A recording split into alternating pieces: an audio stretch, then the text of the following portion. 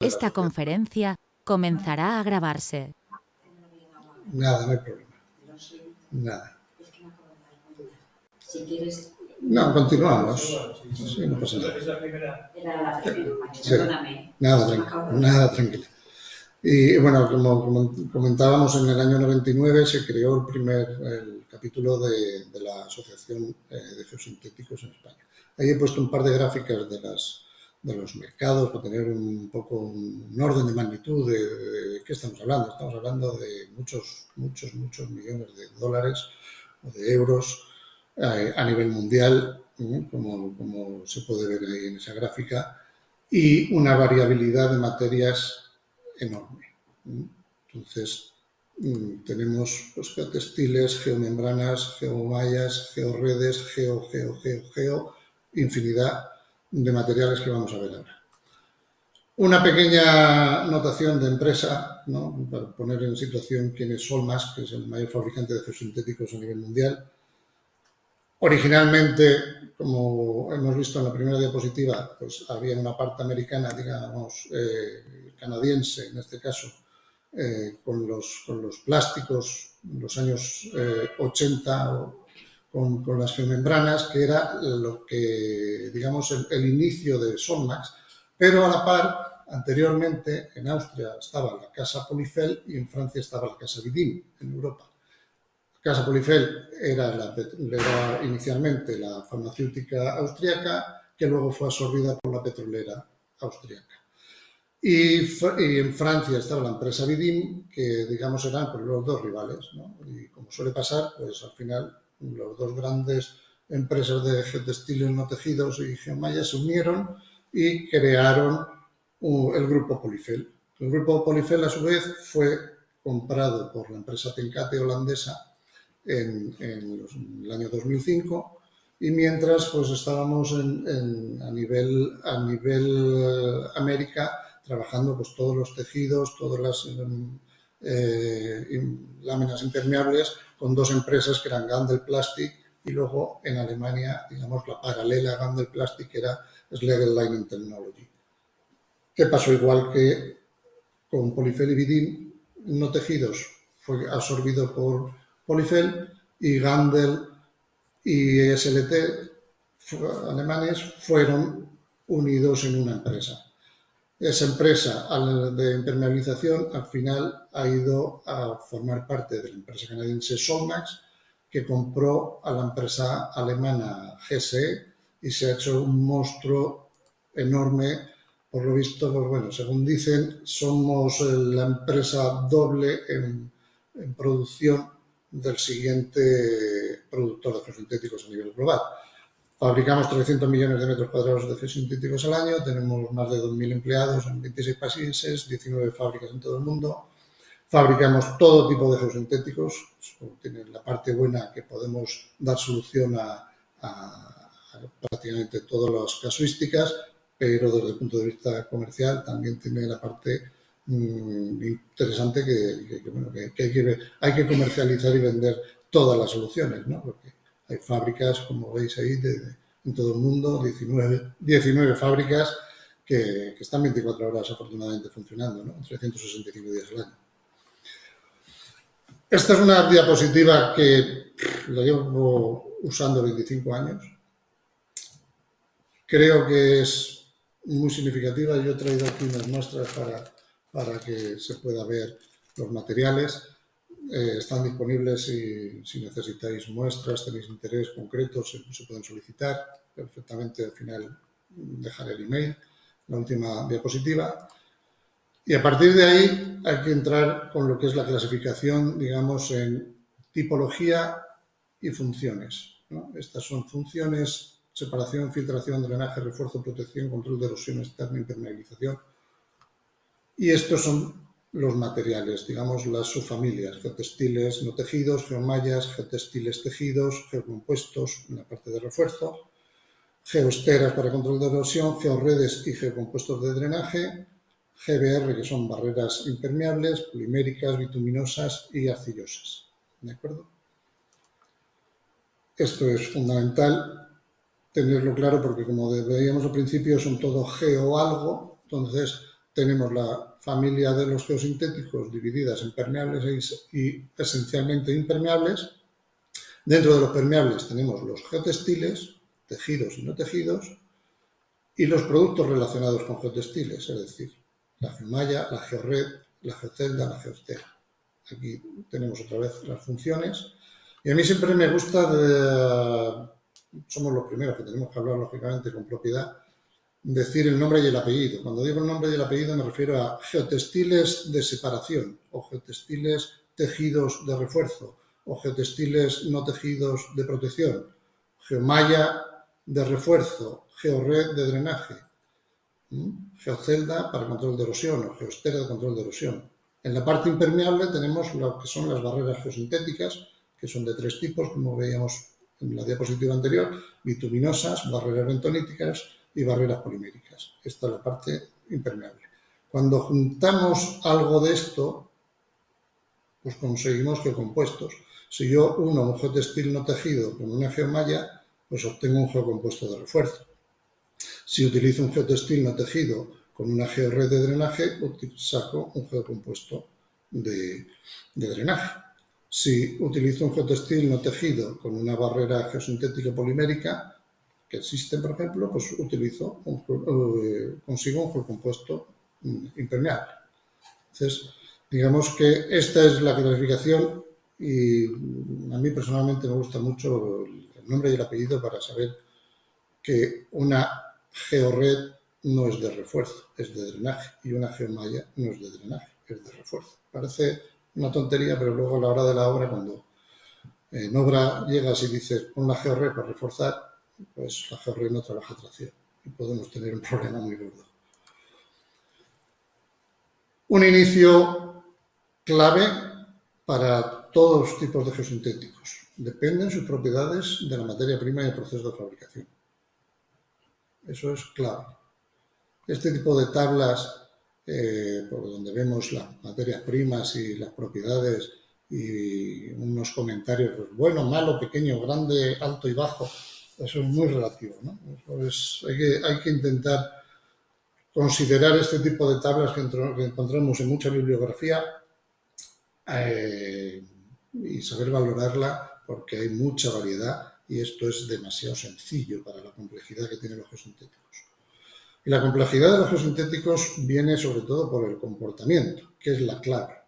Puedes tener un tipo de propiedades en un geosintético, pero el comportamiento al final es el que cuenta.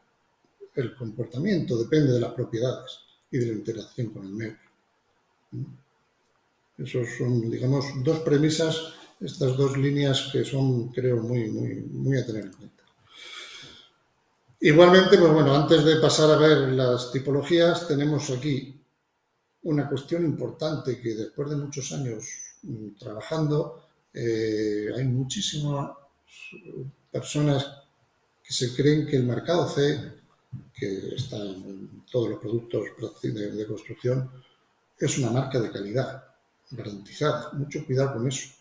El marcado CE es una obligación para eliminar barreras comerciales, para poder comparar geosintéticos, por ejemplo. Es decir, tú tienes unas propiedades, tienes unas normas que cumplir, unas propiedades, unos valores, unas tolerancias, unos condicionamientos de durabilidad, de sostenibilidad, que también se van a incluir. Todo eso no quiere decir que sea un material de calidad, un geosintético de calidad. Quiere decir que se puede vender en la Unión Europea. Luego hay documentos que sí son marcas de calidad garantizada, donde se han ensayado en fábricas, se han ensayado en obras, se han ensayado en acopios y tienen que pasar un control por terceros. Empezamos con los geotextiles. La primera parte que veíamos en la diapositiva de clasificación tenemos no tejidos y tenemos tejidos, que los vamos a ver después, por eso lo hemos puesto aquí pequeñito, con funciones principalmente de separación y filtro, también de protección de las membranas de las barreras impermeables, pero nos vamos a centrar ahora en la separación y filtro, que va a tener mucho que ver con el comportamiento que decíamos al principio de los geosintéticos. Entonces, vamos a dividir los no tejidos en termotratados y agujados, que son procesos de fabricación.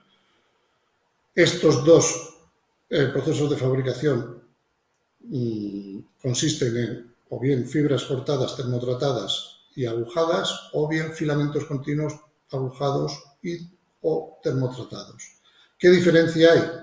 Bueno, pues muy sencilla. Los filamentos continuos, que vemos aquí una foto de la fabricación, como ven, son hilos sin fin. Es decir, el chip de polipropileno o la granza de la materia prima se extruye en hilos sin fin y se agujan.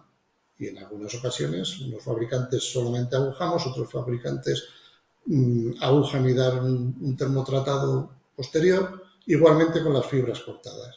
¿Qué son las fibras cortadas? Pues fibras de diferentes tamaños, de diferentes grosores, no proceden de filamentos continuos, aunque pudieran proceder, porque estos filamentos continuos se podrían cortar en diferentes tamaños, pero normalmente son fibras que vienen, digamos, de diferentes tamaños, que se agujan y luego pues se dan tratamiento térmico o no, como veremos a continuación. Tenemos este tipo de materiales, geotextiles no tejidos de separación y filtro con fibras recicladas. Esto es un geotextil no tejido con fibras recicladas. Calidad, pues como se puede comprobar, muy baja. Fibras recicladas también pueden ser en poliéster o fibras vírgenes en poliéster. Materiales de este tipo que se deforman mucho. Pueden ser con tratamiento térmico que se rigidizan. Hay diferentes materiales, ¿no? Como veíamos antes, los filamentos continuos y las fibras cortadas con la materia prima poliéster y polipropileno, que lo vamos a ver ahora con más detalle. ¿Tejidos o no tejidos de separación y filtro? Bueno, pues esto es una cuestión importante que nos lleva al origen de los geosintéticos. Como comentábamos en la primera diapositiva, en la historia de los geosintéticos en Estados Unidos se desarrollaron los geotextiles tejidos como separación y filtro inicialmente, mientras que en Europa teníamos los no tejidos como separación y filtro. Dentro de los tejidos son materiales que se deforman muy poco y resisten mucho, y los no tejidos son materiales que deforman bastante más, pero resisten a tracción menos, pero tienen otros tipos de comportamientos que los tejidos. ¿Se pueden utilizar tejidos para separar y filtrar? Correcto. ¿Se pueden utilizar no tejidos para separar y filtrar? Correcto. Geotextiles no tejidos de separación y filtro de polipropileno o de poliéster. Eso es una cuestión importante. La materia prima, como veíamos en la diapositiva anterior, primeras, materia prima es clave. En no tejidos de separación y filtro se requiere fundamentalmente el uso del polipropileno. El poliéster es un material para geotextiles no tejidos que por durabilidad y por prestaciones, sobre todo por durabilidad, por su resistencia química y su fácil hidrólisis, tanto en contacto con agua, vapor de agua como álcalis, pues no es recomendable. ¿Qué se utiliza? Se utiliza. ¿Que se utiliza debajo de capas de mortero directamente? Se utiliza debajo de capas de mortero perfectamente. Eso no quiere decir que se utilice bien. Nosotros, por ejemplo, empezamos a fabricar los no tejidos en poliéster, porque todavía no estaba desarrollado, digamos, el polipropileno como tal para este tipo de aplicaciones. En los años 70.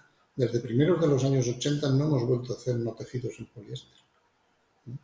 Siempre trabajando con polipropileno por el tema de la durabilidad y las prestaciones, ¿no? Las prestaciones que al final derivan en un comportamiento a corto plazo y a largo plazo. Otra cuestión importante, pues el proceso de fabricación. En los no tejidos que hemos visto, orientados al polipropileno, de separación y filtro, que puede fabricarse con filamentos continuos o con fibras cortadas.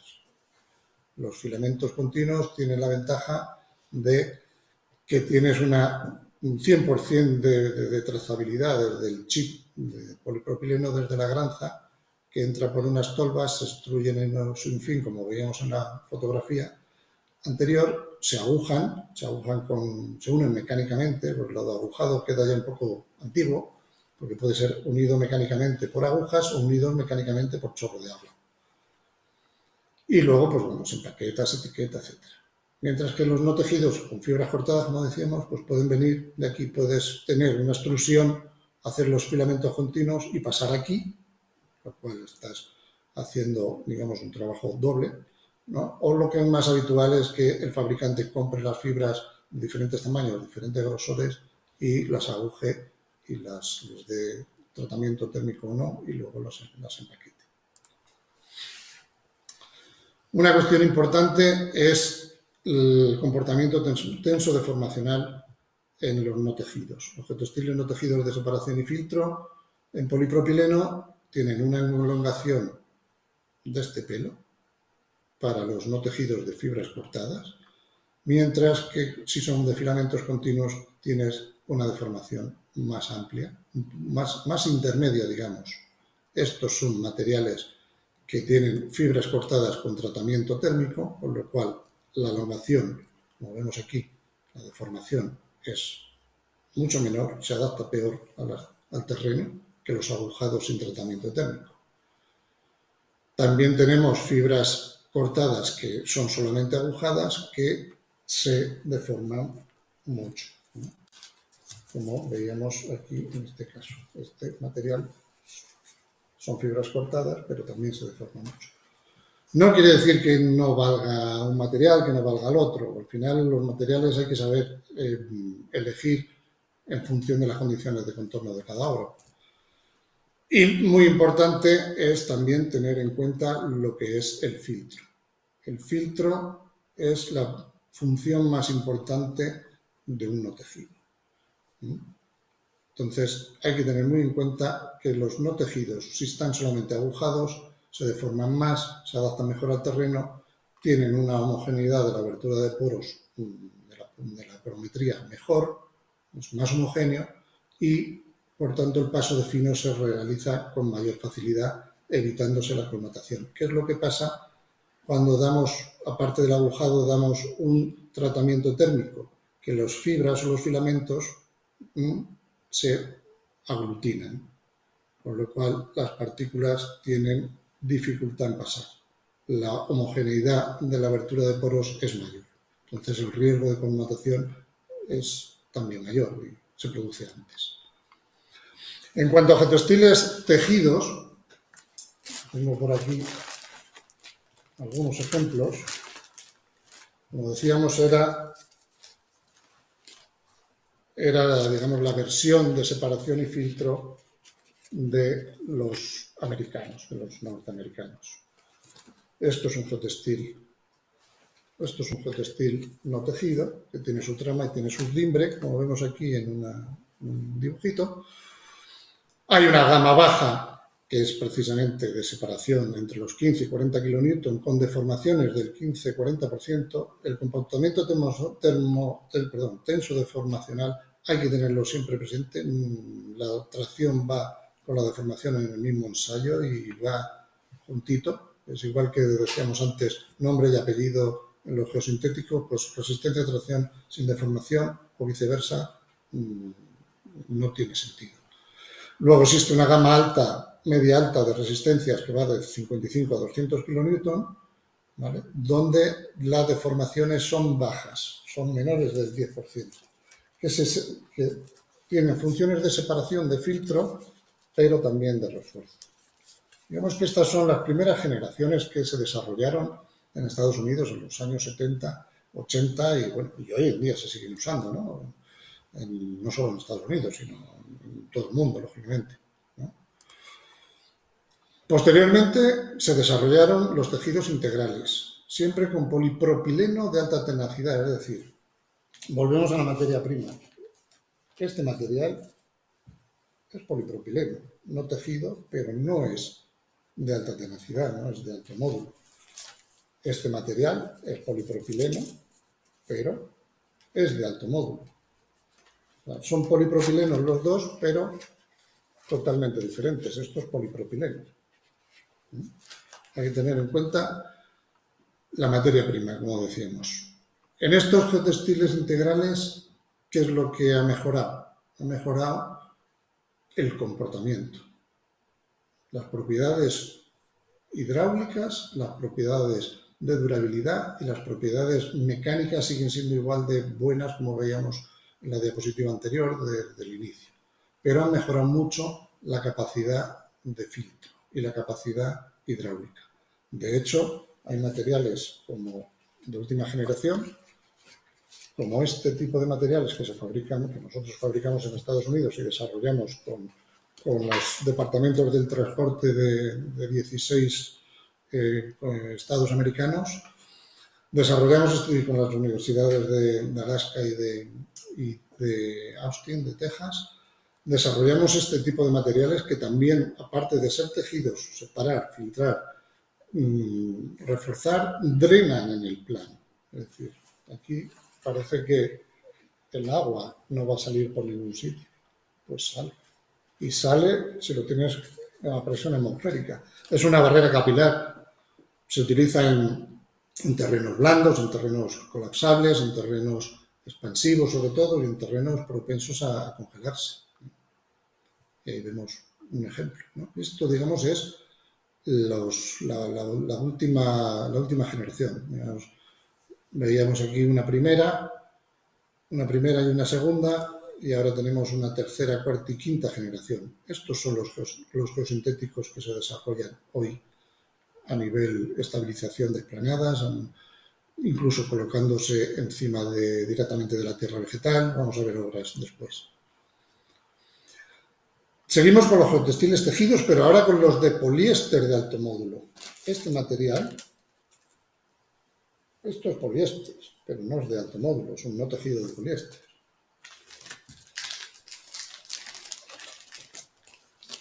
Que separa y que filtra.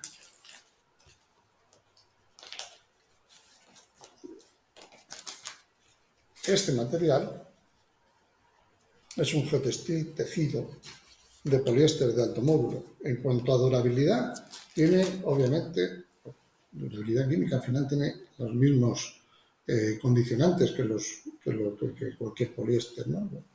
Pero cuando son poliéster de alto módulo, que es el refuerzo por excelencia, tenemos la capacidad de fabricar materiales entre 70 kN metro lineal al 10%, 10-12% de deformación, hasta 2.500 kN de resistencia a tracción. Al 5% de deformación estamos fabricando con el 50% de la resistencia a tracción a rotura. Y muy importante, la parte del largo plazo. El largo plazo es fundamental. Para eso tenemos los factores intrínsecos de cada geosintético para luego hacer diseños. Importante también a nivel de obra, los geotextiles tejidos se pueden coser.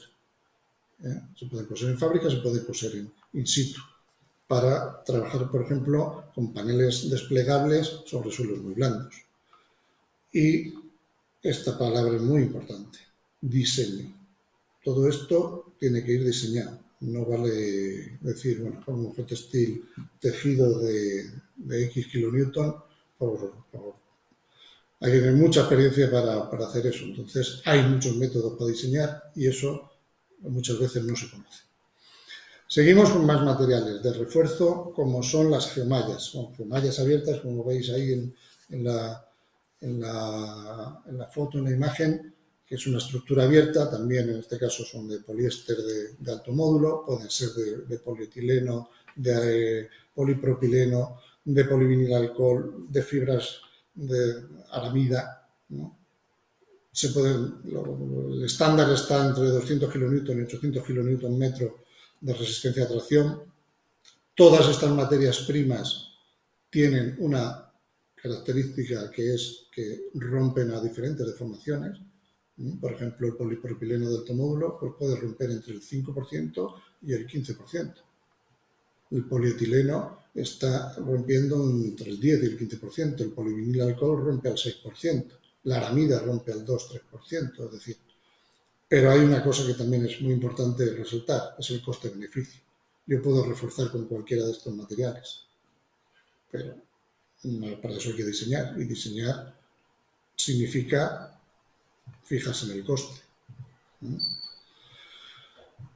Igualmente, pues se utilizan para estructura de suelo reforzado, pues lo que se llama, a mí no me gusta el término de muro verde, muro vegetal o ese tipo de estructuras de suelo reforzado, ya sea con un paramento revegetado, con paramento de bloques, de gaviones, de escamas. También se utilizan para la estabilización de terrenos blandos, colapsables, igual que los geotextiles tejidos que veíamos antes, sellados de vertederos, refuerzo de firmes, flexibles y semirrígidos, que ahí ya también no intervienen, por ejemplo, fibras de carbono que tenemos aquí, fibras de vidrio, fibras de basalto, diferentes materiales. Tipos de geocompuestos de drenaje. Ya hemos cambiado y vamos viendo que andamos siempre con el nombre y el apellido.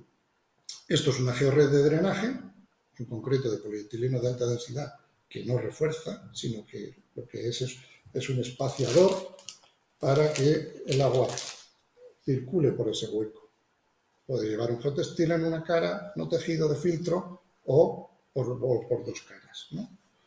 Como vemos aquí. También hay monofilamentos de polipropileno. Esto que tenemos aquí es una geoestera a la cual le añadimos un geotextil no tejido de filtro y tenemos un geocompuesto de drenaje.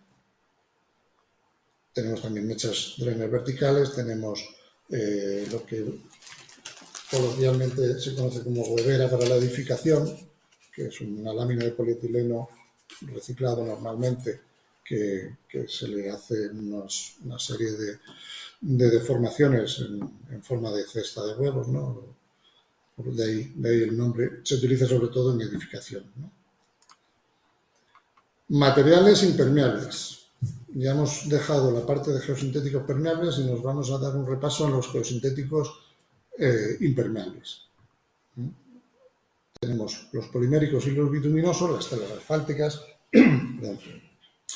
y las membranas de polietileno o de polipropileno o de PVC. También hay otras de TPO, hay diferentes materias primas. Como veis, siempre la materia prima es clave, aparte del nombre y el apellido, digamos, el segundo apellido también con la materia prima es muy importante.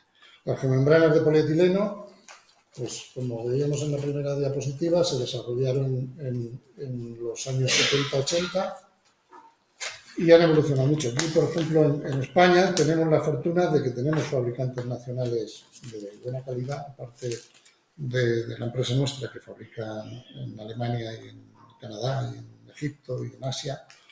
Aquí en España tenemos dos empresas que son también muy potentes a nivel mundial en cuestión de geomembranas, que fabrican polietileno, como nosotros, fabrican láminas de polietileno de alta densidad, de espesores desde 0,5 hasta 3 milímetros.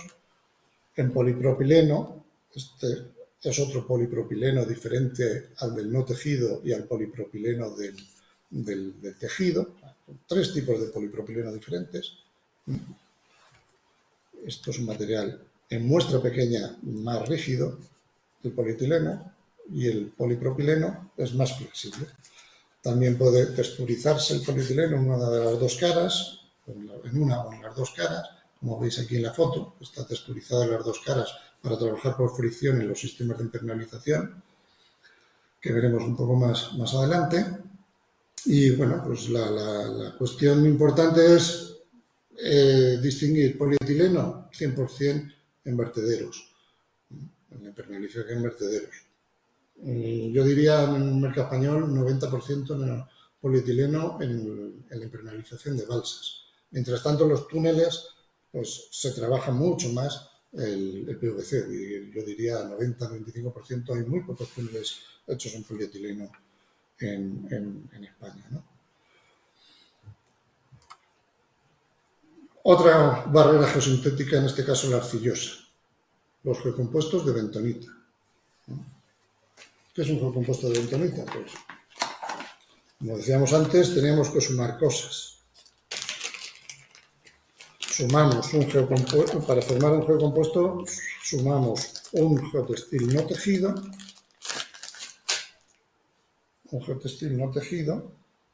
un geotextil tejido, hacemos un sándwich y de dentro no le ponemos ni jamón ni queso ni vegetales, le ponemos bentonita. bentonita sólida. Esos dos geotextiles se agujan, ¿no? Normalmente hay fabricantes que no lo agujan, pero la mayoría de los fabricantes agujamos para darle una mayor resistencia intrínseca interna al geocompuesto, ¿no? Este tipo de materiales, las barreras bentoníticas, se utilizan mucho en edificación, se utilizan mucho en impermeabilización secundaria, no suelen ir solas como impermeabilización, ¿no? También hay que tenerlo en cuenta. Suele ser, como os digo, acompañando a una barrera geosintética polimérica, sobre todo en vertederos, en balsas, normalmente en balsas de agua, en balsas de residuos, suele ser impermeable, suele impermeabilizarse solo con geomembranas poliméricas.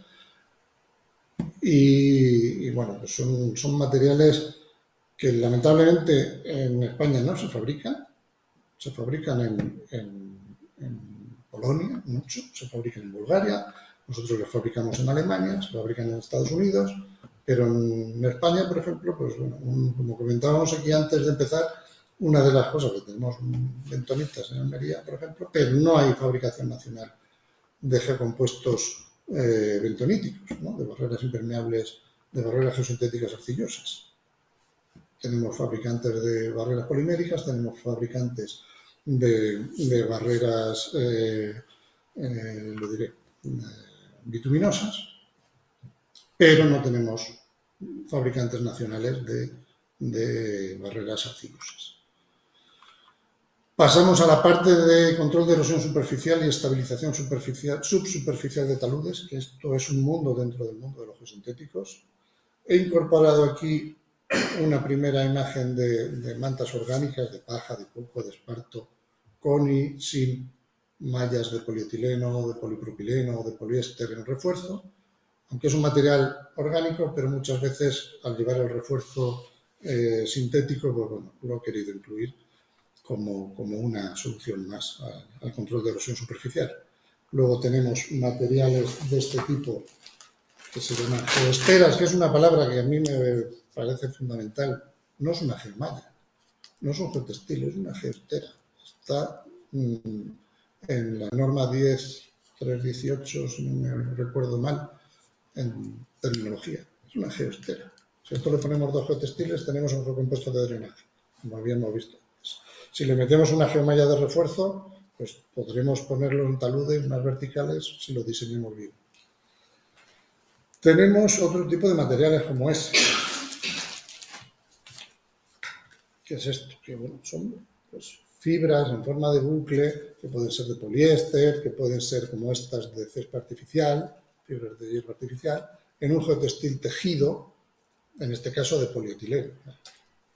Una variedad más. Tenemos geoceldas de control de erosión, perforadas y sin perforar, se pueden rellenar de tierra vegetal, de grava, de cemento, etc. Tenemos sistemas con malla metálica que incorporan a la geoestera, es decir, sobre esta geoestera pues, se puede colocar en fábrica una malla metálica, ¿no? Para el control de erosión de taludes. Y luego tenemos este tipo de geosintéticos de control de erosión y refuerzo de estabilización subsuperficial, que nosotros los fabricamos en Estados Unidos, están desarrollados con el Cuerpo de Ingenieros de Estados Unidos y se desarrollaron a raíz de todas las inundaciones que hubo en Estados Unidos con los huracanes, con el huracán Katrina.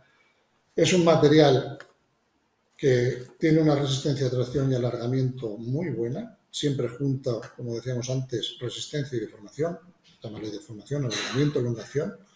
La durabilidad y la intemperie de estos materiales es clave, esto se degrada rápidamente, esto si lo dejas a la intemperie, los materiales sintéticos se degradan, las geoceldas al ser de polietileno van estabilizadas por negro de carbono como las geomembranas poliméricas, con lo cual pueden estar a la intemperie, y este material que es el geosintético de polipropileno es otro polipropileno. 4 tipos de polipropileno, vamos ya con ello. Este tipo de materiales está, de hecho se llama 75 porque está previsto su durabilidad a la intemperie hasta 75 años. Y además no propaga la llama, ¿no? Es interesante a nivel control de incendios, ¿no? En nuestras latitudes viene muy bien. También es importante decir que ese tipo de materiales, como veremos después, trabajan muy bien en obra hidráulica. Vamos a pasar la parte, hemos dado una pincelada grande, genérica, a lo que es el mundo, digamos, del producto, y ahora vamos al mundo de lo que es la aplicación, la aplicación de esos productos. Ahí vemos 3, 6, 12 aplicaciones, 12 aplicaciones que podemos resumir en separación de suelos, sistema de filtración, estabilización de esplanadas, taludes reforzados o muros reforzados, estabilidad en sistemas de impermeabilización de vertederos, refuerzo de terraplenes sobre suelos blandos, refuerzo de terraplenes cimentados apoyados en pilotes, en columna de grava, en inclusiones, refuerzo sobre cavidades, una parte también que es importante, a nosotros se nos escapa un poco más como geólogos, que es el tema del refuerzo de los asfaltos, sistemas de drenaje, sellados, contención y control de erosión marina. Perdón. Bueno. Separación de suelos. Función que decíamos antes. Principal separación. La separación nunca va sola. Va o con filtración o con refuerzo con las dos. Es decir, esto es siempre un pack. Separación con filtración, separación con refuerzo y filtración.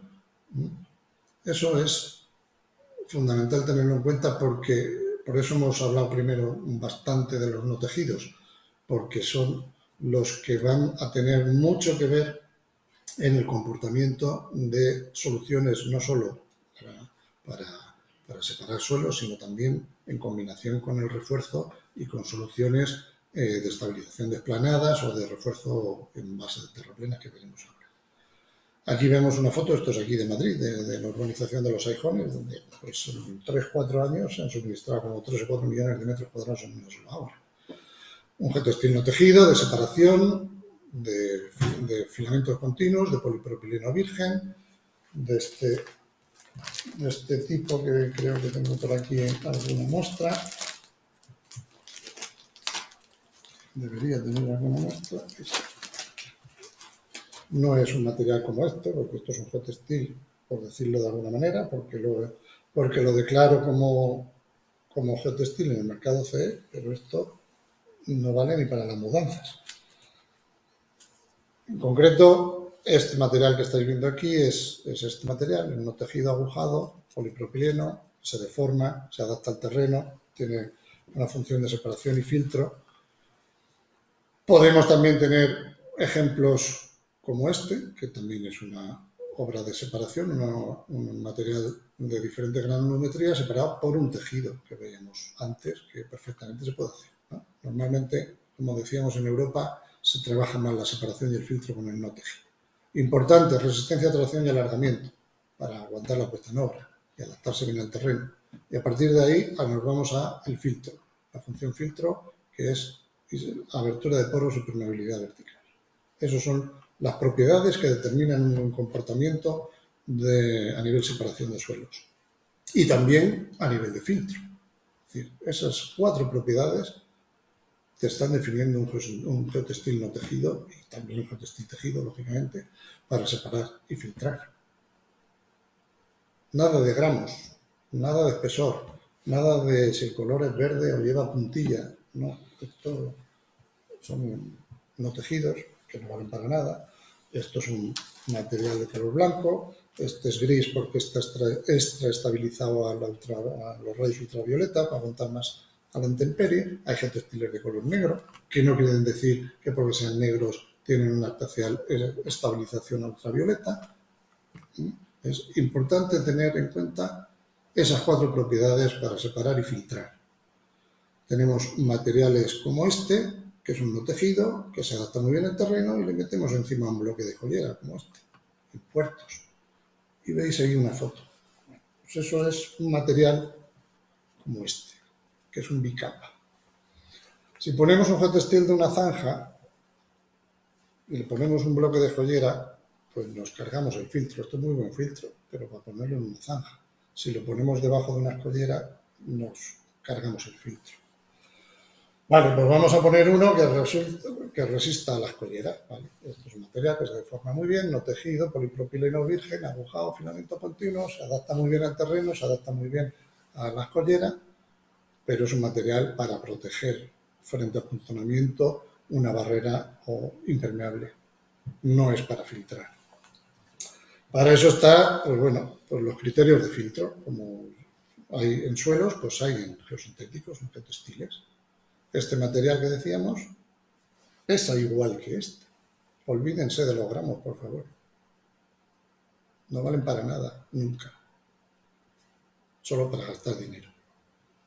Este material, que es un bicapa, ven por una cara azul, por otra cara gris.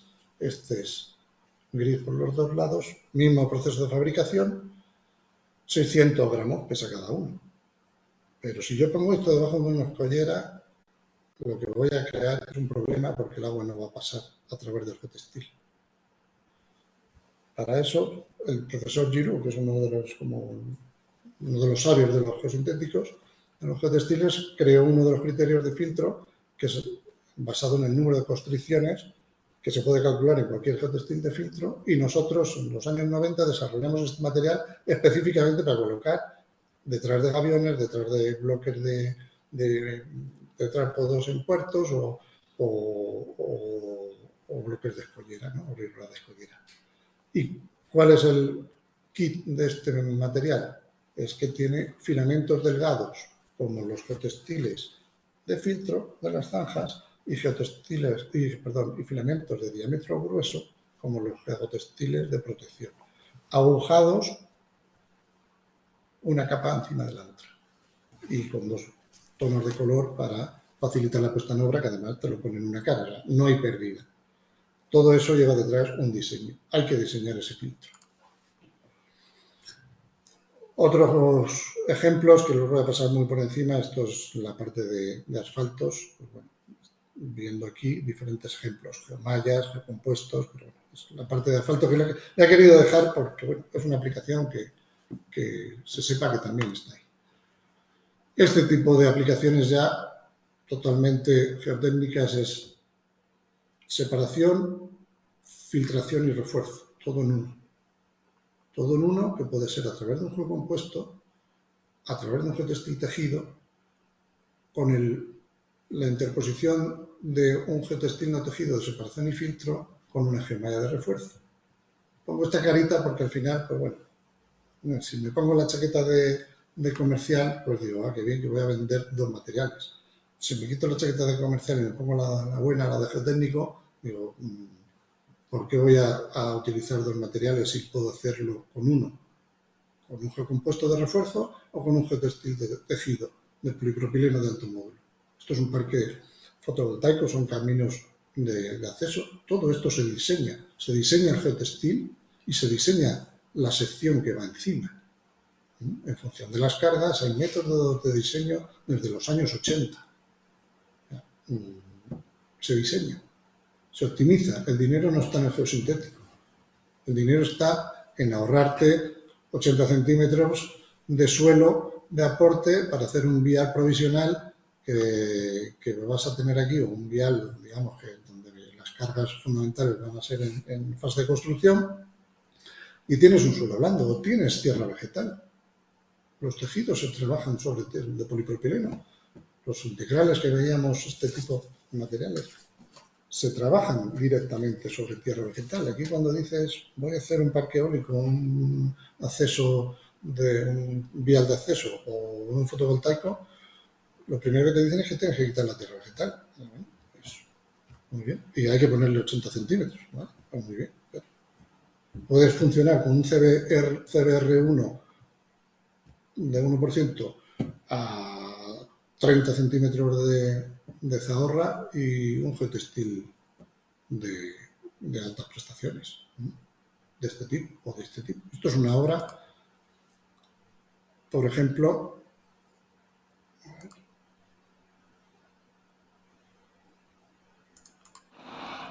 esto es el extendido de un geosintético en una duplicación de una línea de ferroviaria en el norte de España. Y es un geocompuesto de refuerzo que tiene su geotextil no tejido de separación y filtro y lleva incorporado en fábrica los filamentos de refuerzo en forma de pues Cantabria.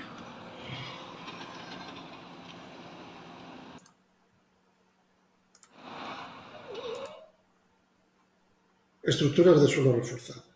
Pues esto es un talud de un deslizamiento. Esto es una obra en Austria de hace ya unos años, en el cual, pues bueno, la zona de Estiria, zona maderera, mucho tráfico de camiones pesados, al final, pues bueno, muchas lluvias, hubo un deslizamiento muy grande y se recuperó esa vial. En lugar de hacer una estructura de un viaducto, de hacer 100 y pico metros, pues se utilizó geomallas abiertas, estructuras abiertas, como veis aquí.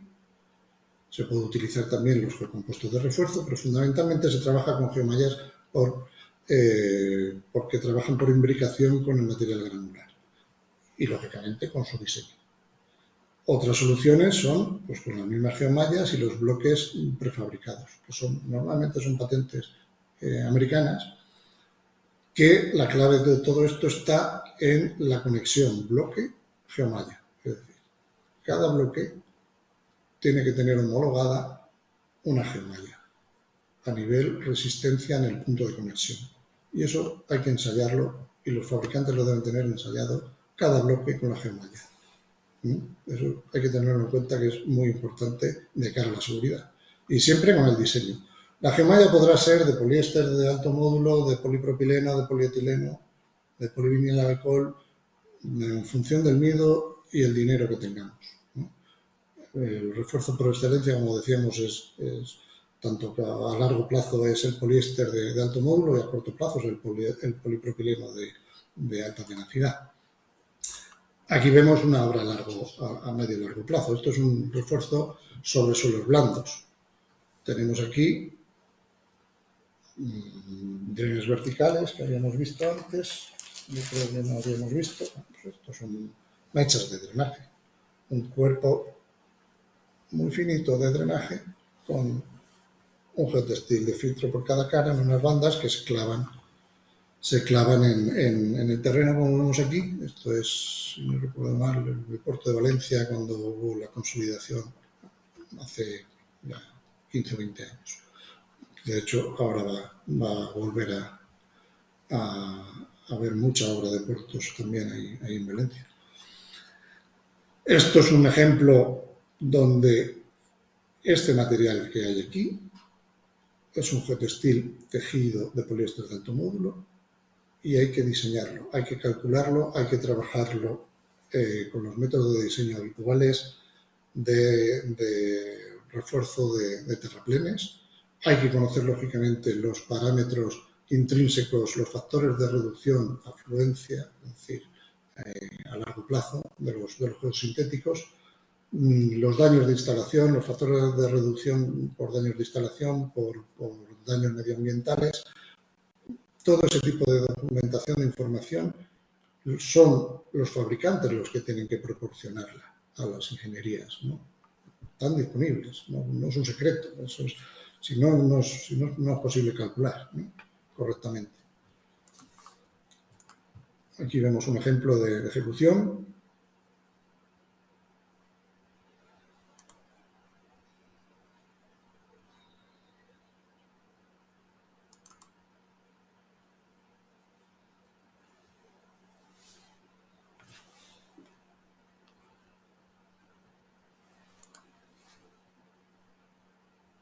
A ver.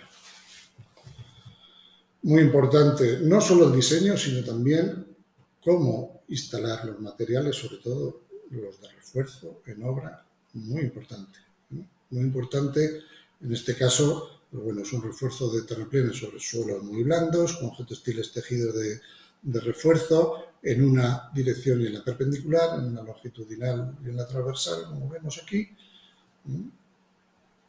Muy importante el hecho de los solapes. Los solapes se calculan. Por ejemplo, cuando en este tipo de obras se calculan los solapes, o en un tipo de obra cuando tú calculas sobre colapsos, en una zona de colapsos también se calculan las longitudes de anclaje que vamos a ver ahora en los extremos.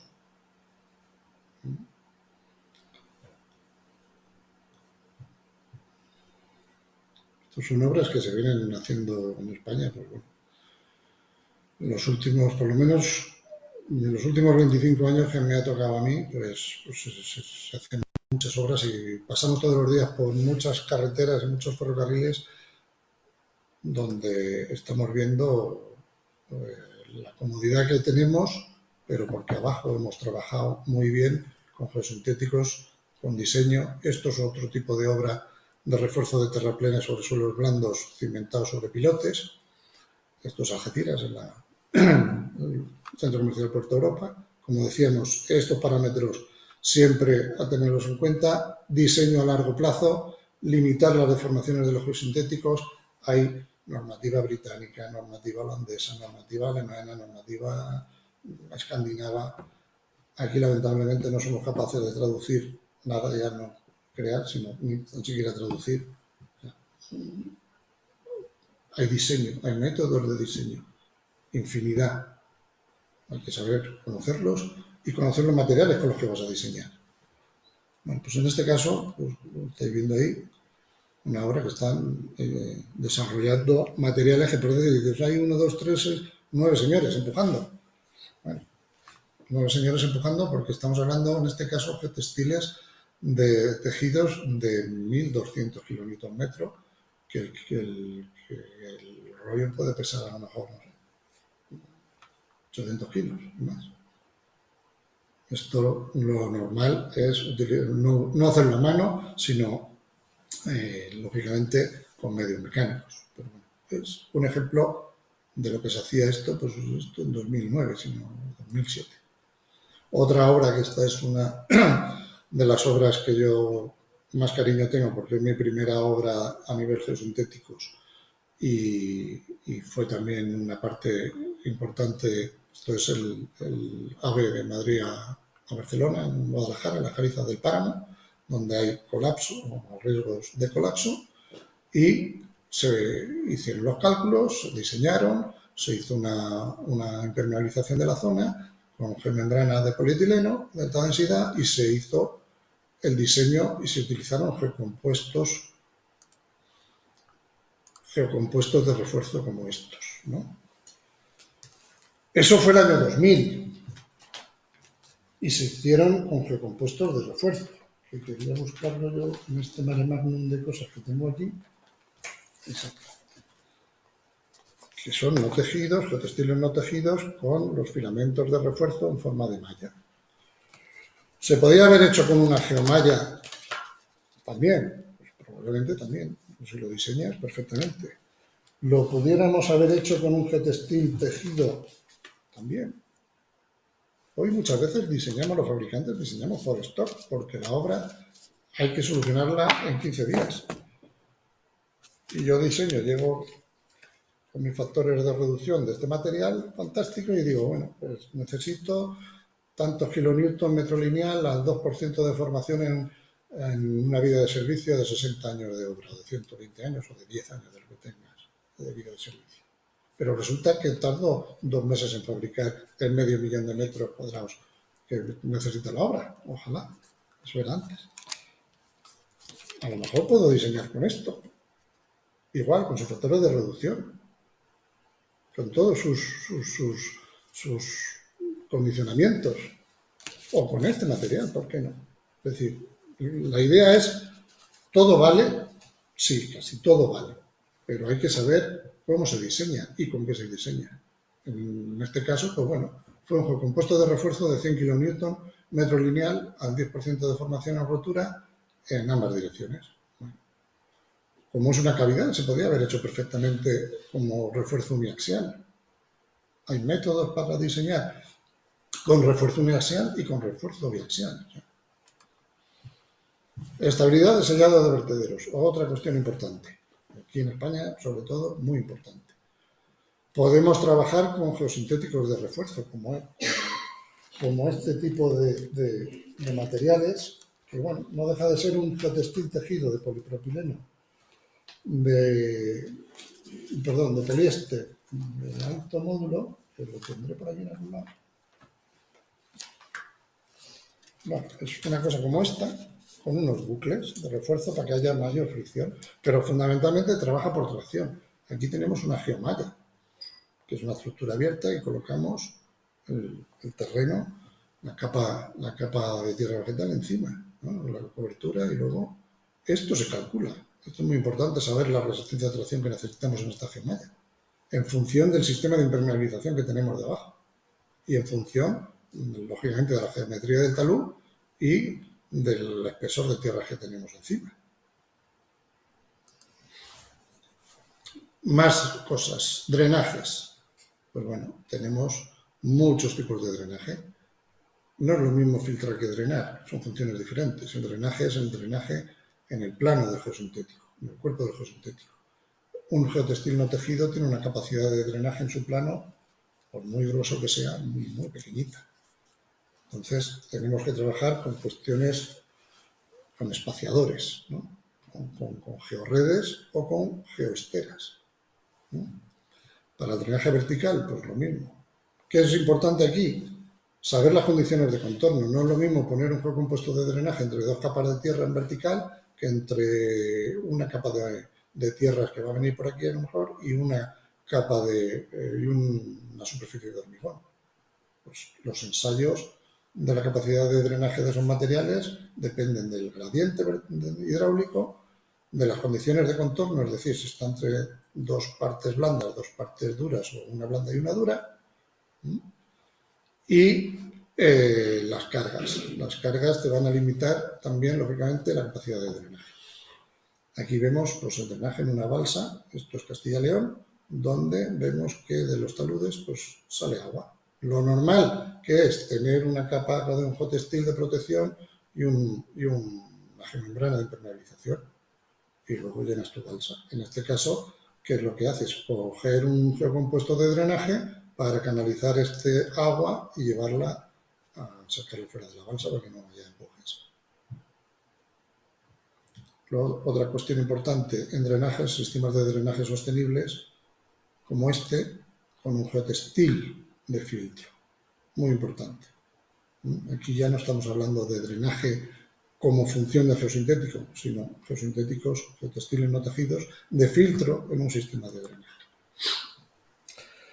Sistemas de control de erosión superficial y estabilización superficial de taludes. Habíamos visto en productos que hay una variedad enorme.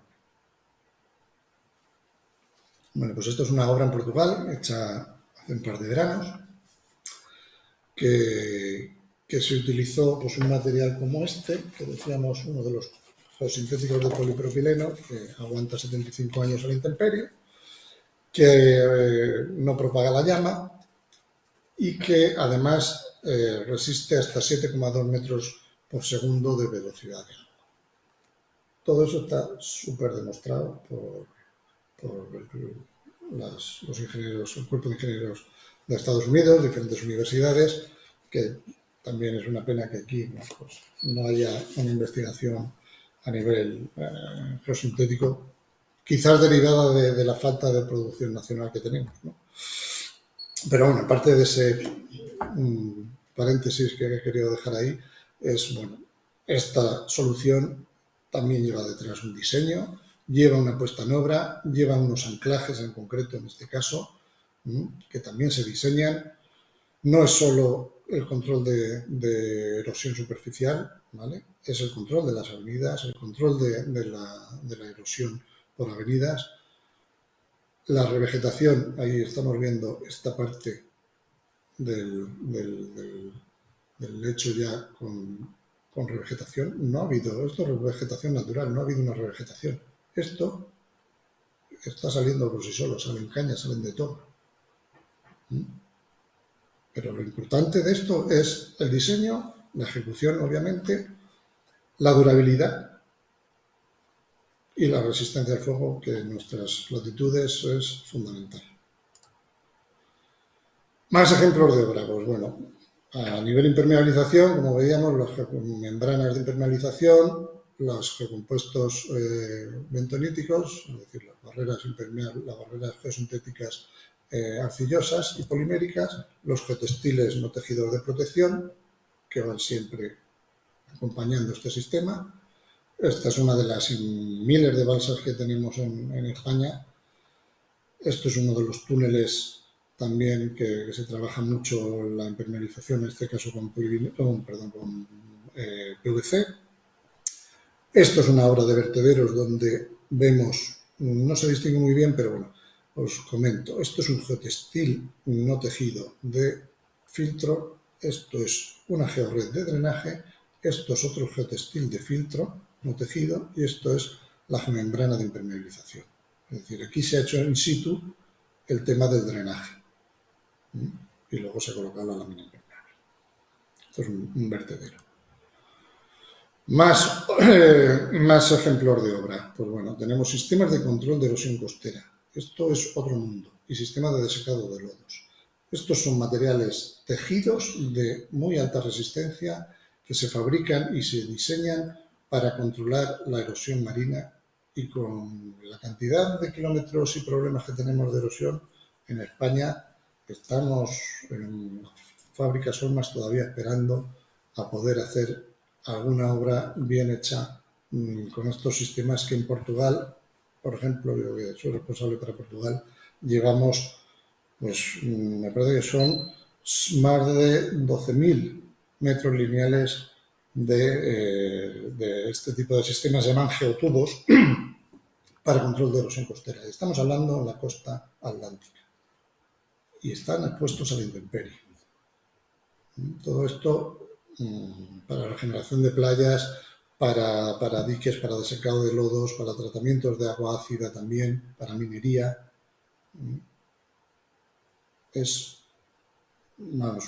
Hay, para hablar de este tema, tanto en la aplicación marina como en la aplicación medioambiental de desecado de lodos, a nivel industria, a nivel depuradoras, a nivel minería, a nivel contaminación tipo bahía de Portman, similar. Pues esto es lo que se utiliza por ahí desde hace 50 años.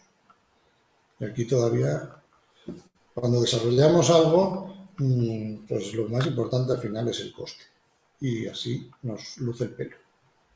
No soy el más indicado para hablar de pelo, pero eso es muy importante. Es muy importante. Tenemos muchos problemas que podemos solucionar en parte con los geosintéticos.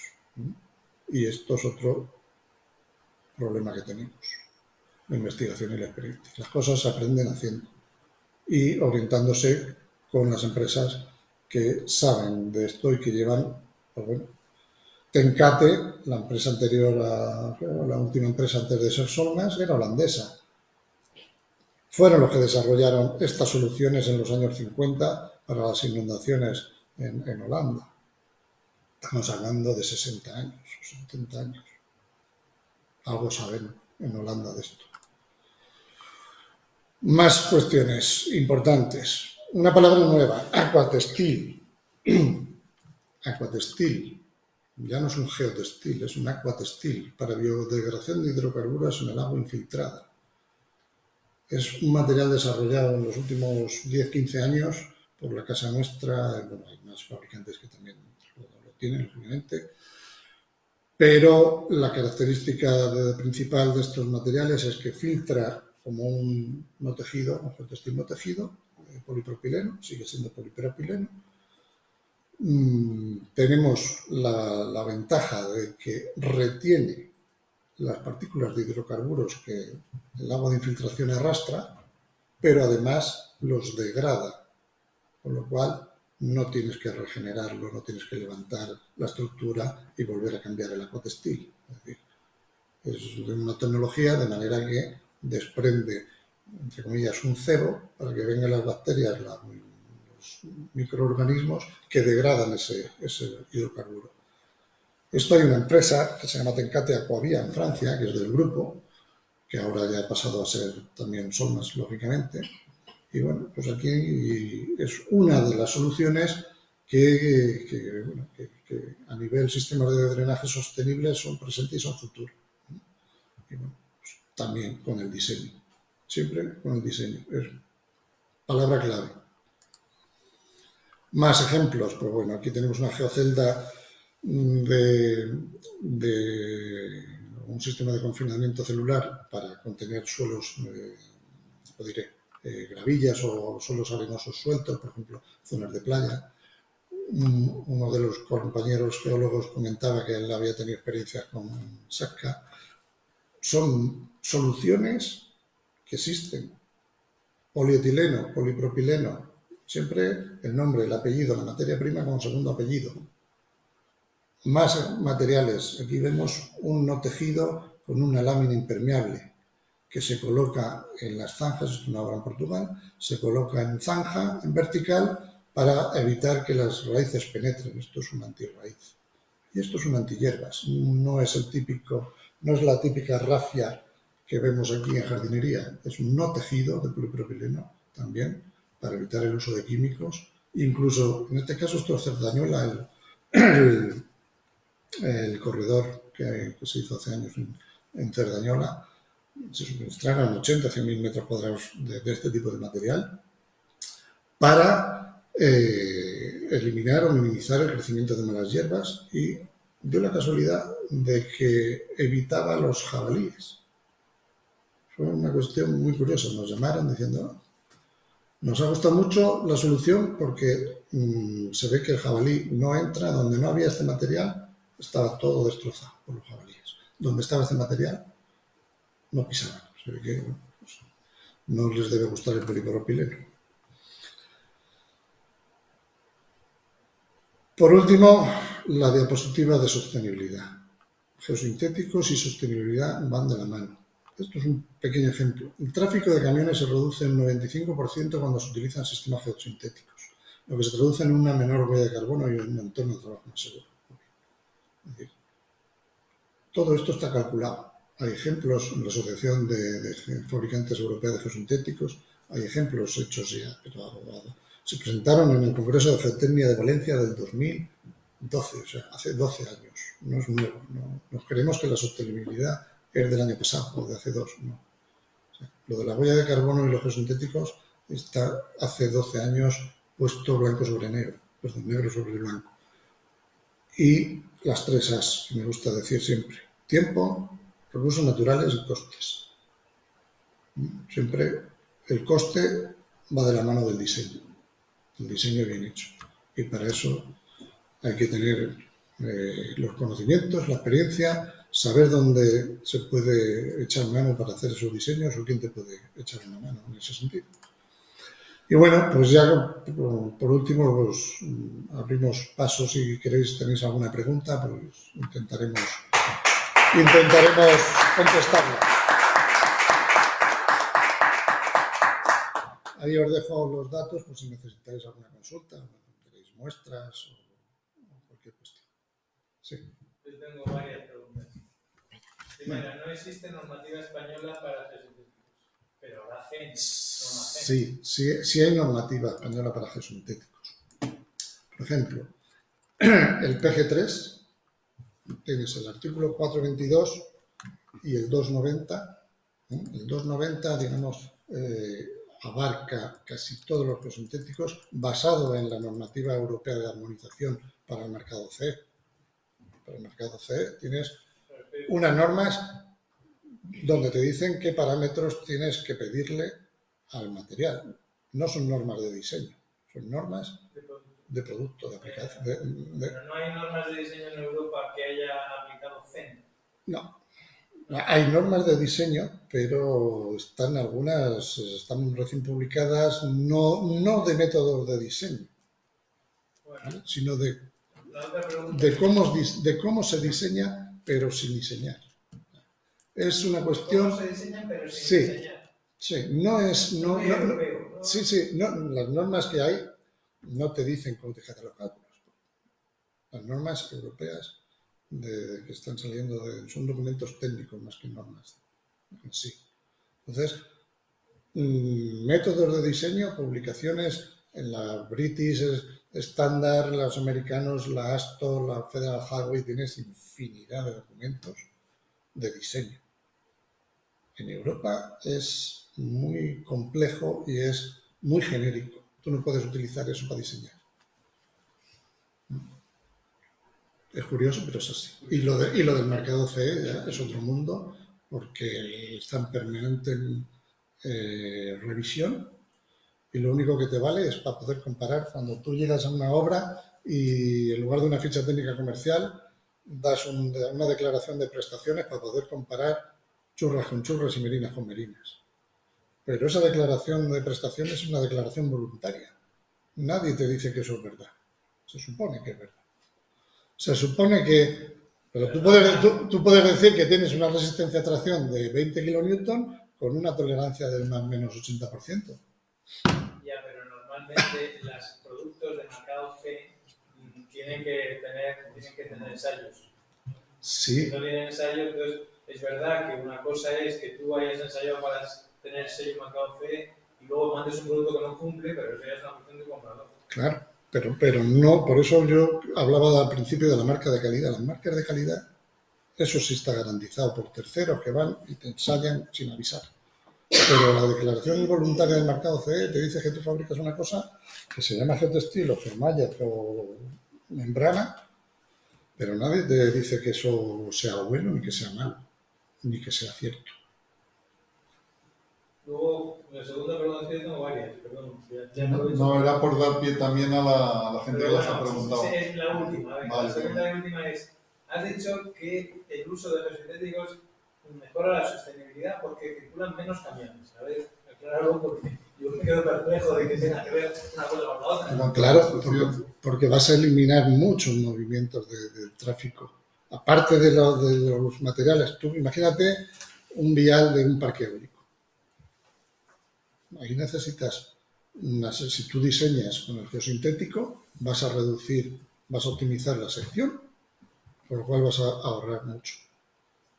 ¿Vale? Y vas a evitar mucho tráfico de camiones. Por ejemplo, hay parques eólicos, aquí son más limitados, obviamente, pero tú te vas a México, a Chile, tienes parques eólicos, bueno, Ildefonso lo conoce perfectamente, o en Australia hay parques eólicos que usas millones de metros cuadrados de geotextil tejido para optimizar la sección.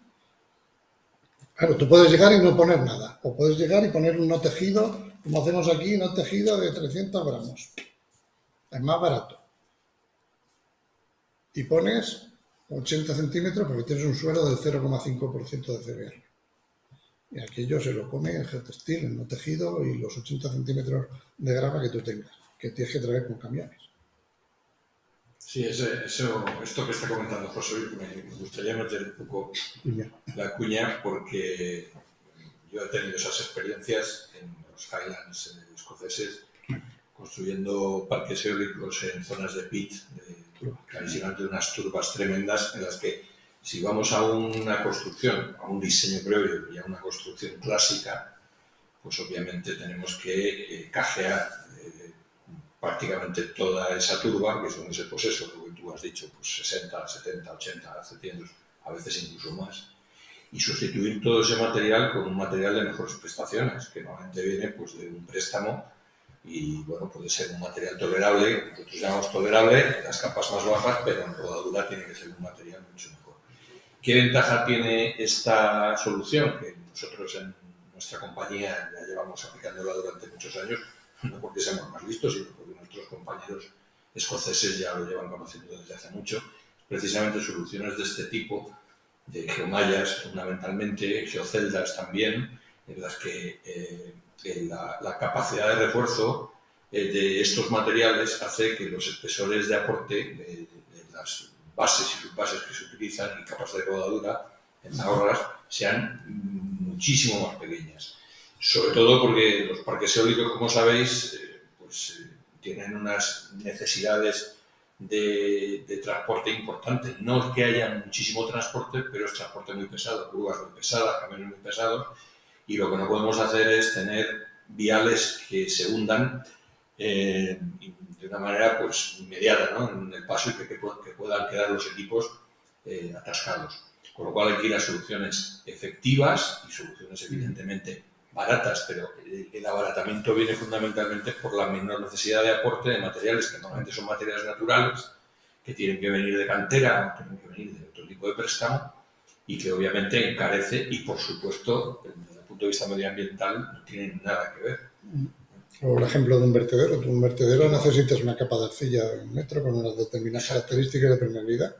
Con lo cual, si tú eso lo sustituyes por un compuesto bentonítico, con una permeabilidad equivalente, con todos sus cálculos y todos sus OKs, pues aparte de ganar volumen en el vaso de vertido, estás ahorrando un montón de extracción de arcillas, de movimiento, compactación, camiones. No obstante, en los vertederos se suele poner una nueva arcilla encima de lo que sea que ponga.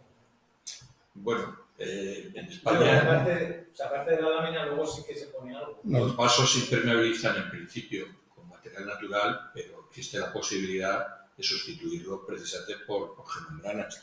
De hecho, en cierto modo, en España seguimos teniendo cierta inercia de utilizar mucho material natural, porque siempre hemos tenido pues, bastante excedente de material natural, tanto de arcillas como de otro tipo de cosas, tanto drenantes como impermeabilizantes, pero es verdad que precisamente el impacto ambiental que supone abrir canteras y mover todo ese material nos está haciendo evolucionar un poco tarde, porque en Europa y en el resto del mundo ya hace muchísimos años que se trabaja con absoluta normalidad con todo este tipo de geosintéticos que nos ha hablado José Luis, pero desde siempre. ¿Qué nos pasa a los españoles en particular?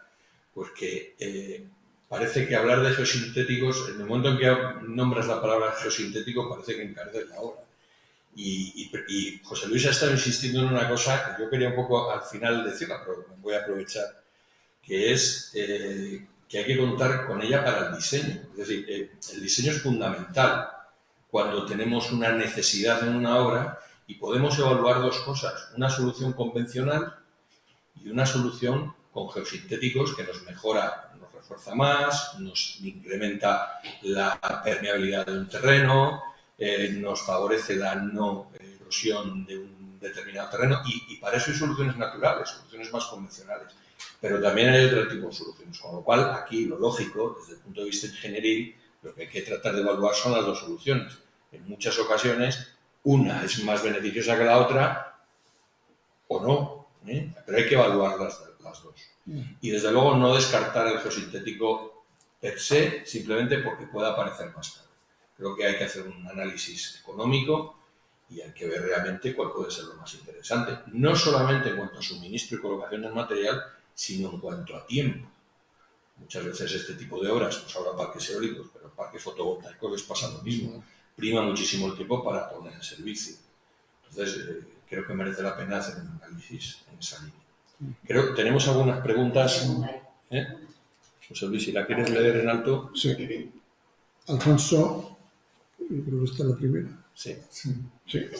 Alfonso García de Cortázar. Pregunta, me gustaría trasladar a José Luis un comentario un poco largo que imagino habrá oído repetidas veces. A la hora de elegir un geosintético concreto para una obra, existe un problema sistémico relacionado con que se permite a los fabricantes que sus propiedades presenten una cierta tolerancia respecto a los valores nominales indicados por las fichas técnicas. Por ejemplo, una geomembrana de espesor nominal 2 milímetros, según ficha técnica, puede tener en realidad 1,90 al ensayar en laboratorio. Esto hace que el control de calidad en obra deba rechazarla si la especificación de proyecto es que la geomembrana debe ser al menos 2 milímetros reales. ¿Cómo se puede solucionar esto? Y en este ejemplo, ¿se debe entonces elegir una geomembrana de 2,5 milímetros para asegurarnos?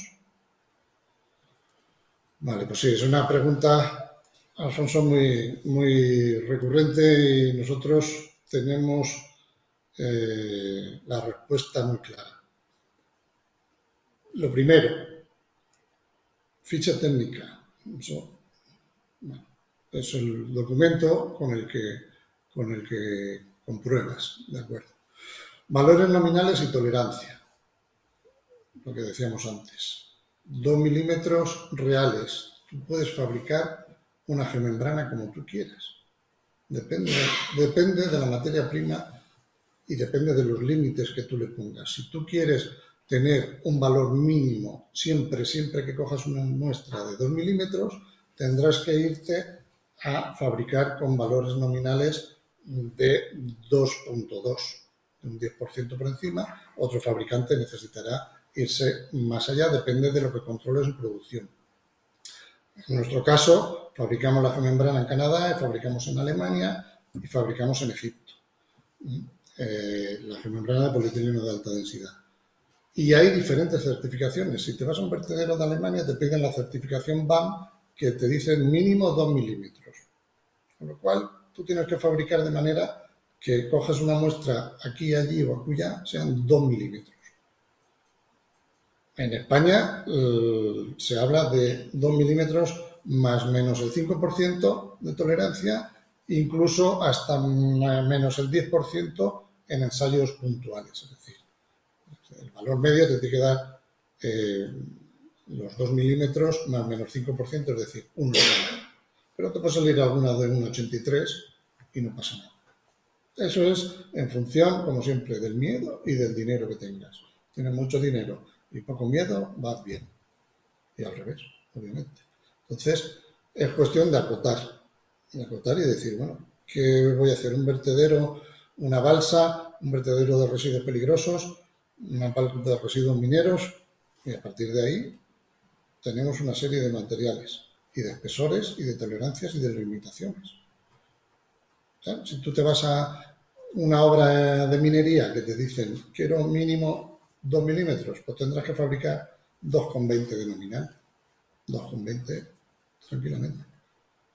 Eso es cuestión de ponerle el límite en función de tu capacidad económica y sobre todo de tu necesidad en función de cómo sea tu residuo o tu líquido.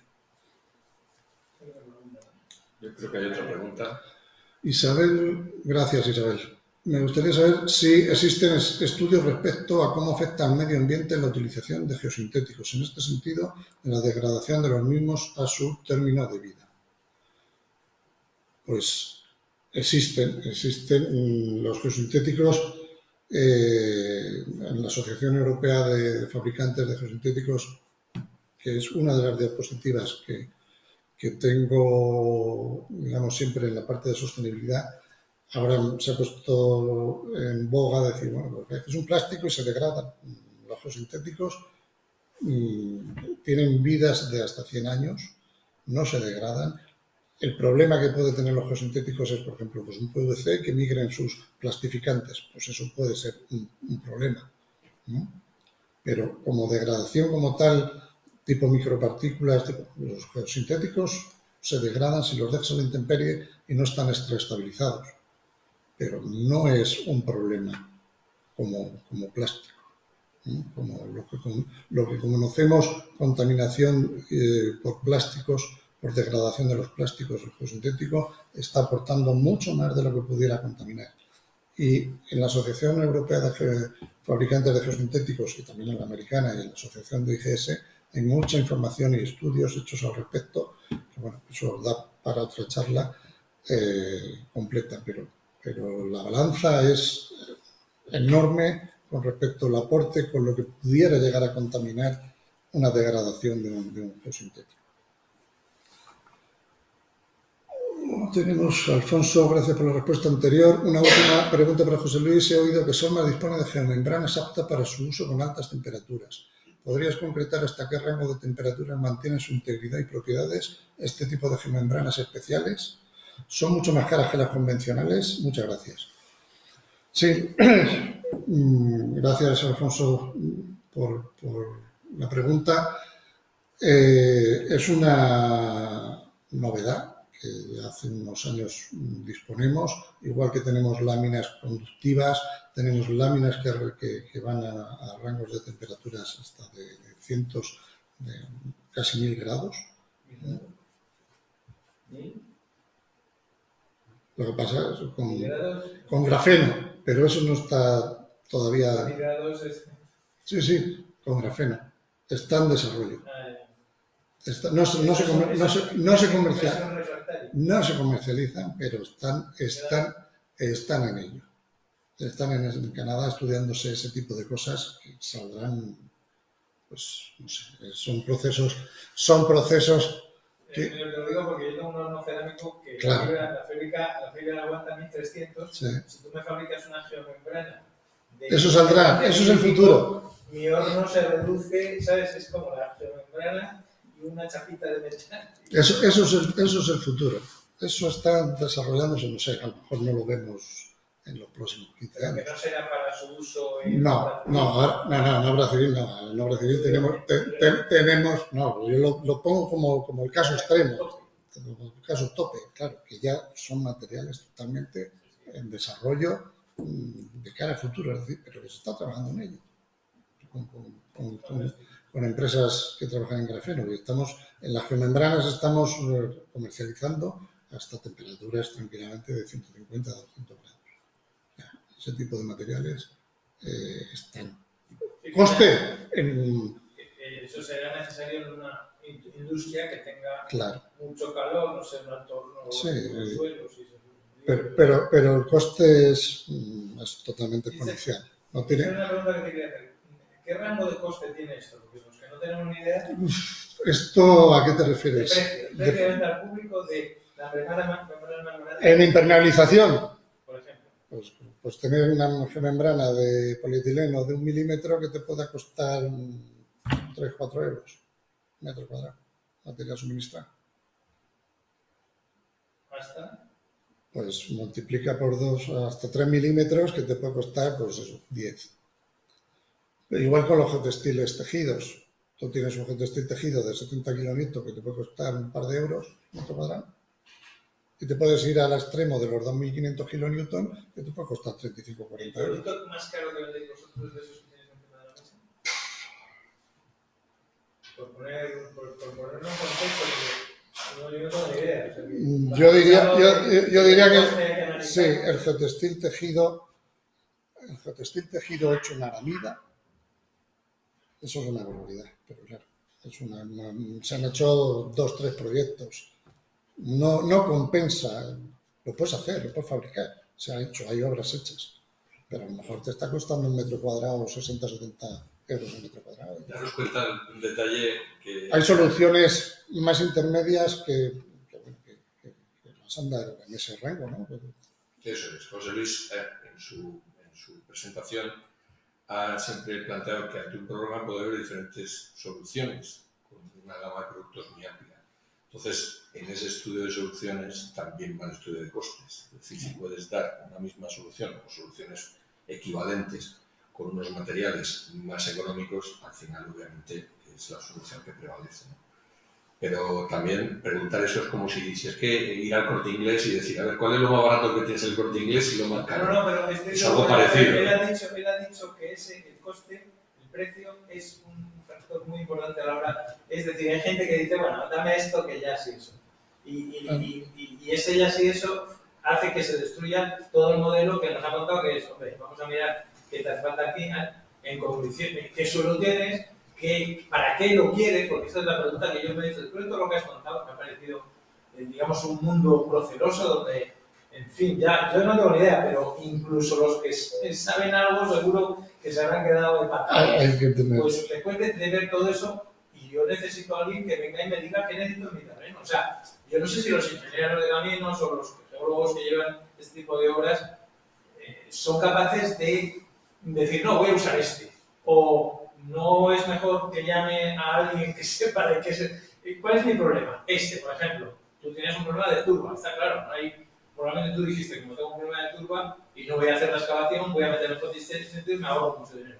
En las otras pistas que se han hecho también para el acceso a los aerogeneradores, en otros sitios, oye, pues solo tengo que hacer esto, pero eso tiene que ser una pista que me dure 100 años, porque aunque solo entre una vez y luego a los 20 años a cambiar los aerogeneradores, o está ahí o tengo un problema de obra, ¿no? Entonces, por eso digo que me parece que debería haber un máster en esto, porque yo me he quedado, o sea, quiere decir que para mí, ya si yo te preguntaría, te tenía que dar el dato y tú me dirías Claro, esto. exacto. Es que la casuística es tan grande y las oportunidades son tan grandes. Y los materiales. Es que al final, ponme un ejemplo, al final todo Voy a esto... dar un ejemplo, mira, Sí, venga. voy a pensar que estoy hablando mucho aquí, pero menos que Ildefonso, que le gusta también.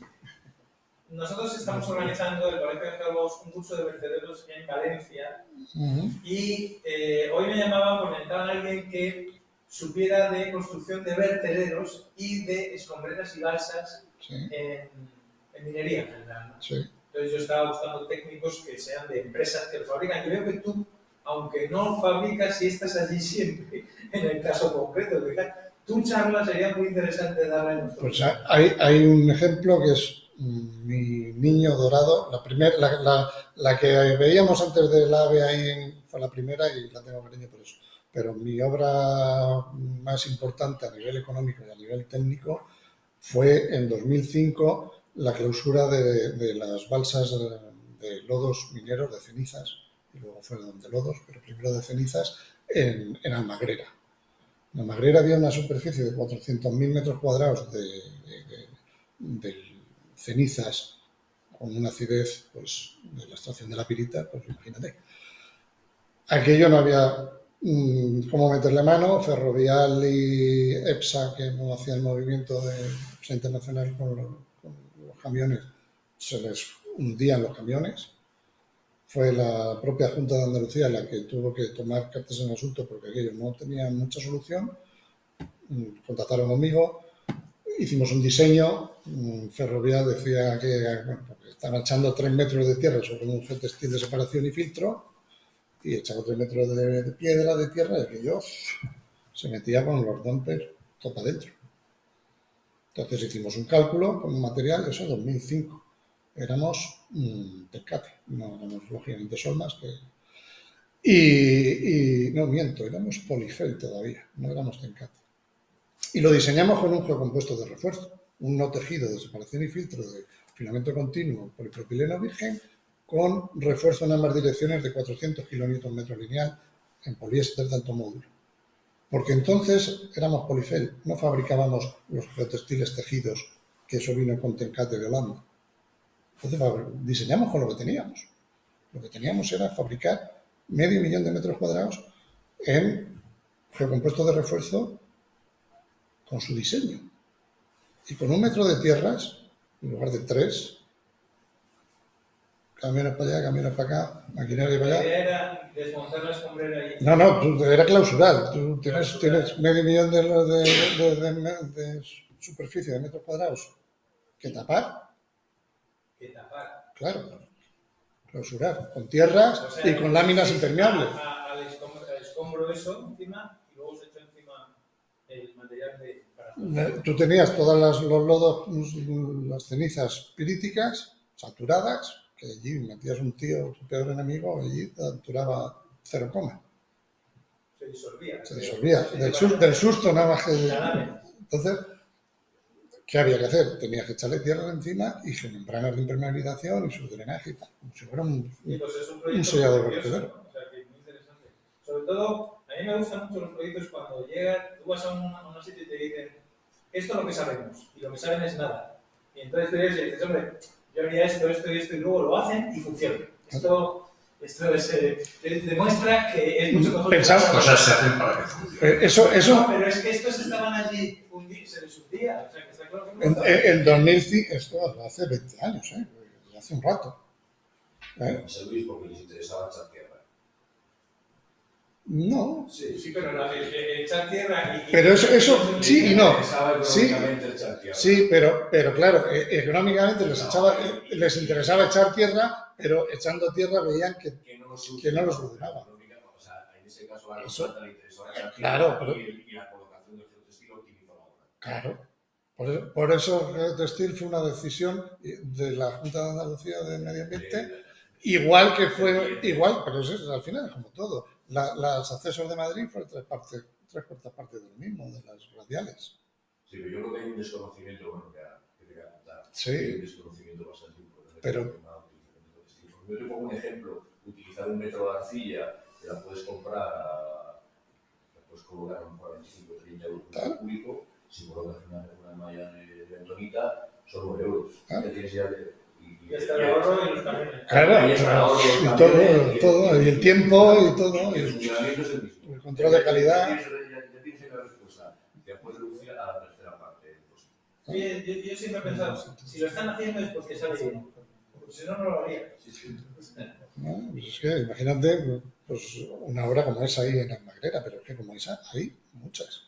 Y vertederos hay muchos. Y obras de, igual que en carreteras, que no es parte de la geotecnia, pero sí desde el refuerzo de los asfaltos, en el Departamento de Transporte de California, te sustituyen 3 centímetros de aglomerado por un geotextil de estos, con unas características de retención de betún, porque está especificado en la ASTO M288 desde los años 80.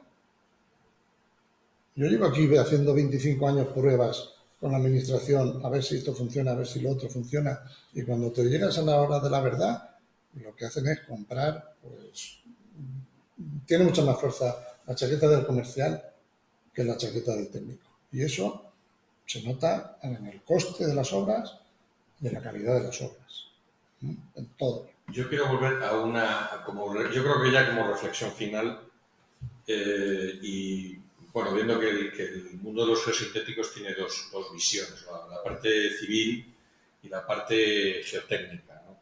Y estamos en un término medio en el que al final pues participamos los dos colectivos para un bien común, lógicamente.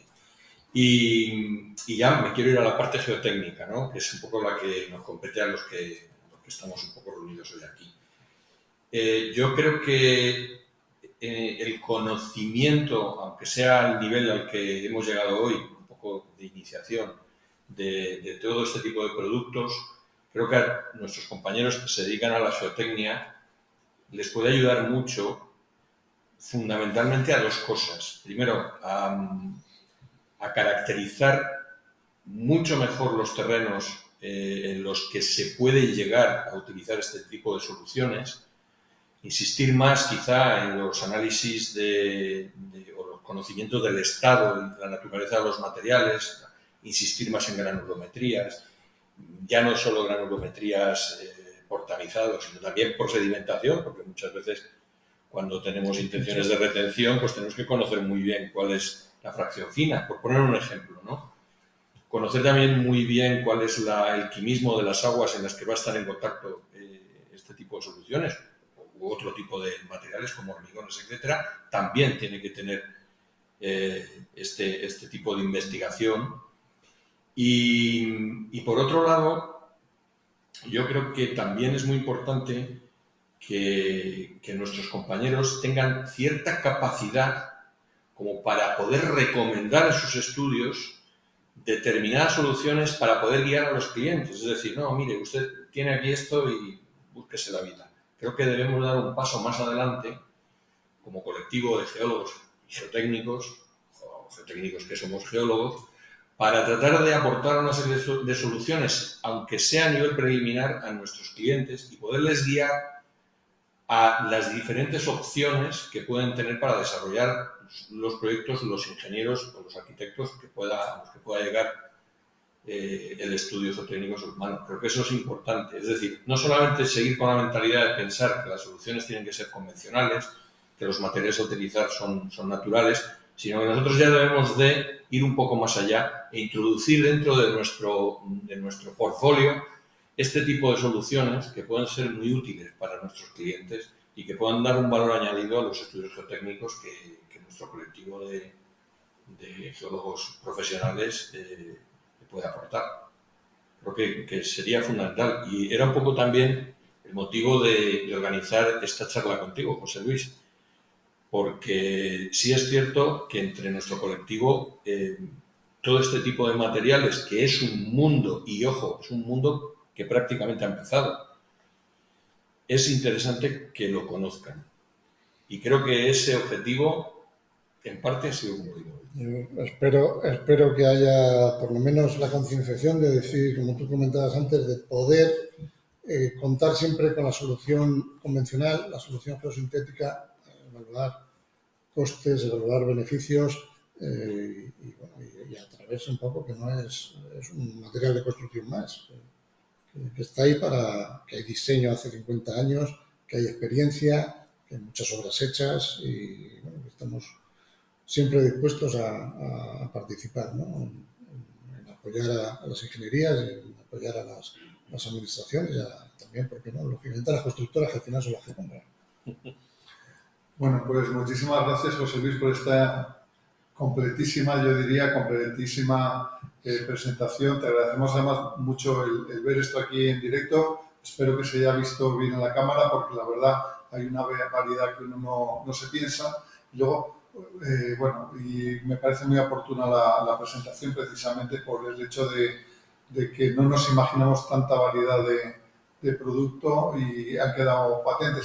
Quería decir una cuestión como, vamos, por un fallo, se empezó a grabar unos minutos tarde la conferencia, es decir, simplemente que el que lo haya visto, quiera ver toda la conferencia, en realidad ha visto todo el contenido en completo, porque en realidad se ha perdido la primera diapositiva de presentación simplemente con el título y el conferenciante, y todo ese texto lo tienen, digamos, en el anuncio de la conferencia, y en realidad la grabación comienza en la primera diapositiva. Y si bien ha perdido algunas frases de la explicación de José Luis Cuenca, pues puede perfectamente parar un momentito ahí el vídeo y leer la diapositiva y tiene toda esa información. O sea que si alguien, digamos, dice, vaya, ¿y qué me he perdido la presentación? Pues no se ha perdido en realidad nada, con lo cual ahí hemos tenido suerte.